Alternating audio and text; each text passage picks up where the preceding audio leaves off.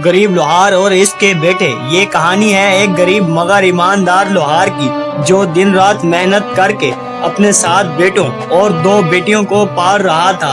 लोहार के बेटों का नाम था मोहम्मद प्याज, मोहम्मद रियाज, मोहम्मद इम्तियाज, मोहम्मद इशफाक, मोहम्मद निशात, मोहम्मद इजाज और मोहम्मद शहजाद। लोहार की जिंदगी मुश्किल थी, पर इसने कभी हराम का लुकमा घर नहीं लाया।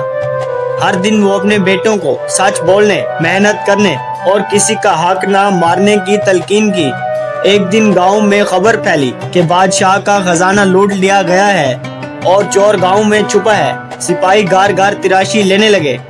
जब वो लोहार के घर पहुंचे तो इनके पास कुछ ना था सिवाय एक पुरानी संदूक के, जिसमें लोहार के बेटों के पुराने कपड़े और टूटे हुए जूते थे। सिपाही जाने ही वाले थे कि एक ने शक में आकर संदूक खोला, लेकिन इसमें सिर्फ एक पर्ची निकली जिस पर लिखा था, ये मेरे बच्चों की मेहनत है, खजाना नहीं, इज्जत है। सिपाही शर्मिंदा हुए। अगले दिन बादशाह खुद आया और लोहार के बच्चों की तरबियत देखकर कहा, ऐसे बेटे सिर्फ एक बाप नहीं बनाता, एक कौम बनाता है।